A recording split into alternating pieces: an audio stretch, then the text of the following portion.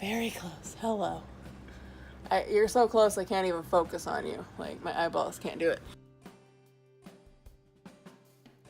Hey guys, it's Jess here again at Anderson Axolittles, and last week we talked about feeding all of our axolotls. Well, today we're going to talk about the setups we have. So this is our girls that we have. We have them in a bucket right now because I just did a partial water change on their tank. So it's completely empty. All of the stuff is out, obviously, including them. But I'm going to talk you through the bare minimum because that's what we are doing in this tank because this is their temporary tank. The thing we'll talk about is the filter that we have in this tank.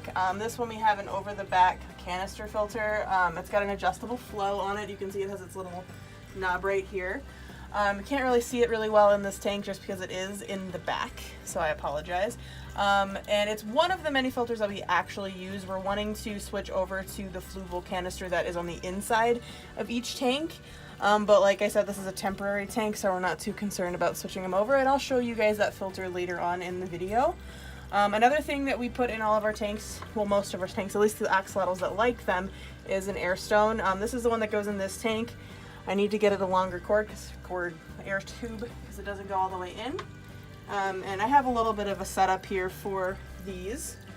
Pumps are actually pretty cheap. You can get a basic one for, like 15 bucks at any pet store. And this just kind of keeps the water oxygenated and gives it a little bit more flow. This is also really good for gill growth. So if you're wanting to get an axolotl with nice big fluffy gills, air stones help with that. Another thing we have with all of our tanks is a thermometer. That helps us kind of, obviously keep track of the temperature because the axolotls like a pretty cool setup. This one right now looks like it's at about 68 to 69, which is a little bit on the warm side, but I've personally never had any problems with the temperature as long as it's under 70. But I do always recommend a temperature in the mid 60s, so around 65 there. I actually don't have any substrate in this one, so they go bare bottom. It makes, cleanup really easy. You can kind of check it throughout the day, do little cleanups here and there, for their waste and whatnot, to keep the waste down in the tank, especially considering I'm keeping 2 in a 20-gallon long right now. They produce a lot of waste, and it does create ammonia spikes within the tank, so making sure you have an easier way to see that is always the best thing you can do, and that's why they're on a bare bottom right now. And also a lid. My lid is currently broken because I broke it when I was moving the tank the other week, and I haven't gotten a new one yet. But I have cats, and my cats, of course, love the axolotls, so I always try to keep lids on all of my tanks. I've never had a problem with my cat trying to get into the tank, but it's more just a paranoia thing, so I have lids on every single one of my tanks. So the first thing I'm going to go ahead and put in here is a few fake plants. These are not the best fake plants that I put in a tank, but that's what I use. Kind of put them in specific spots, nicely parted apart. This is actually a reptile plant, correct? Correct me if I'm wrong. And this one is a suction cup, so you can kind of stick it on the side. Half the time the suction cup comes unsectioned, so then it's just a floating plant. But we'll stick it to the side and see if it stays. And it already became unsectioned, point in case. And then I also have this guy right here, which this is more of just a decorative one, nothing really special about it, but they do like it. They like to kind of hang out behind it and mind their own, king of the rock on it, mind their own business.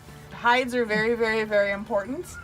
Your axolotl likes to hide from the light. It makes them feel safe, whether or not you have a light on in your room or not. They like to be able to kind of hide away, do their own thing, enjoy their time. This one is one that our one girl still really likes. I don't know how she fits in it still, to be entirely honest. Also a old reptile hide, because my sister does have a lizard. I also just use a piece of PVC pipe for them to use over here in the corner, so I'll move some stuff around a bit. And the PVC pipe is a great cheap hide. You can get it at any hardware store for just a couple bucks. Like, I've probably spent maybe $1.50 on that piece of PVC pipe. No problem at all. Pause.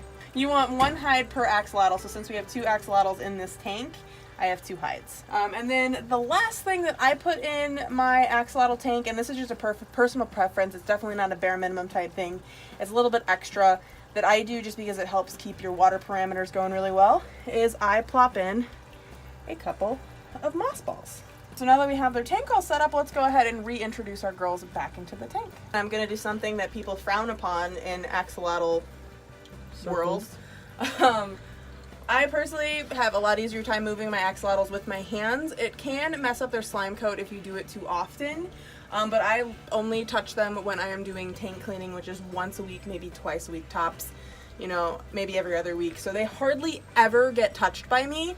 They're just a lot calmer and a lot more relaxed when I'm grabbing them with my hand and putting them back in their tank. So I just wanted to put that in there as a warning that if you do this, do it very seldomly and make sure you have a really good grip because it is very easy to drop them because they're slippery little guys. Hands, and in goes the donut and splash out the water from the donut. She's gonna freak out a bit because she's donut.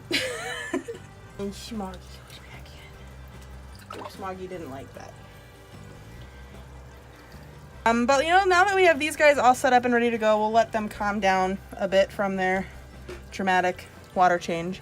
And I'll go show you guys some other setups that I have. Let's take a look at Parker and Toothless's tanks. This is a 54-gallon corner tank, so they have a lot more space in this one. I could probably actually put a third axolotl in this one. I don't think I would go as heavy as to put a fourth, but I just have my 2 males, so they just get the big boy tank. I know I said before 1 hide per axolotl, but this tank is a little bit different just because it is very heavy with the plants and got the driftwood in there. So they do only technically have 1 proper hide, but Toothless doesn't use the hide. He actually likes to just kind of chill out in plants because secretly Toothless is a plant. And Parker is secretly a turtle, so he uses the turtle shell. This tank also has a little bit of an extra add-in on it with the hammock over in the corner. And they also have a substrate in this one. They have the black and white pepper sand. These 2 also have moss balls. They are also covered in sand because these guys don't care about home maintenance at all. They're just like, do what they want. I also have live plants in this tank. If you look right next to Toothless, he's actually guarding I want to say it's an anubis. I think it's an anubis. I don't remember what I bought anymore. So I have a few of those plants just kind of scattered around. Some of them are uprooted because these guys don't care, like I said, about home maintenance. They just do their own thing, so they uproot their plants. So I try to replant them every couple of weeks, but they always end up being pulled up and not where they're supposed to be, so that's always fun. And then the plants in the back are actually fake plants. They range from, I want to say, 24 inches tall to 36 inches tall. The lid doesn't quite fit with the filter. Again, that's an over-the-side filter. Technically, their filter is a 75-gallon filter for a 54-gallon tank. It's better to have overfiltration than normal filtration to keep up with the waste from these guys. And lastly, we have Pickett and Newt's tank here. We did show, I'd say, a pretty good look at this one last week in a video, but their setup is a little bit different, and they are going to be getting a water change, or a partial water change, after this video. We just decided to film. We always film between water changes, is what I've decided. These guys also have a hammock in theirs as well. So they have a hammock, and the 2 bigger guys have a hammock, the boys. I'll put a link to that hammock down below because a ton of people ask us where we get those axolotl hammocks all the time. And the filter in this one is a little bit different than the filters we saw in the other tanks. The ones in the other tanks were over the top. This one is actually one that goes in the tank. I think it's just an in-tank canister filter. I don't think there's a fancy name for it. And this one is a fluval. After buying this one, I have fallen in love with it, and I'm planning on switching all of my tanks eventually over to this kind of filter. It's just amazing. And it meant that I could use the metal mesh lid that I had laying around for the top of this, so I didn't have to buy another glass top one and possibly break that one too because I broke the other one. These girls also have a PVC pipe, and then they also have a ceramic shell in there that they use for their hides. They love their PVC pipe. The shell hide is actually a hand-me-down. I've used it in so many tanks, it's amazing. And they also have a background on theirs as well, just because they're in our living room in a more public place, and it looked a little bit better.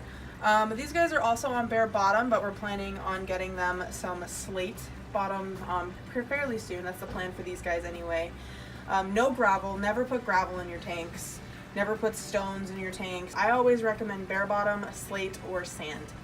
Any of those is your best option. But this is our little babies that live in this one, so they get a weekly water change as well, about a 20 to 50% depending on how much water I feel needs to be changed out. I hope you guys enjoyed watching this video, and we will see you guys again next week with a brand new Anderson Axolittles video.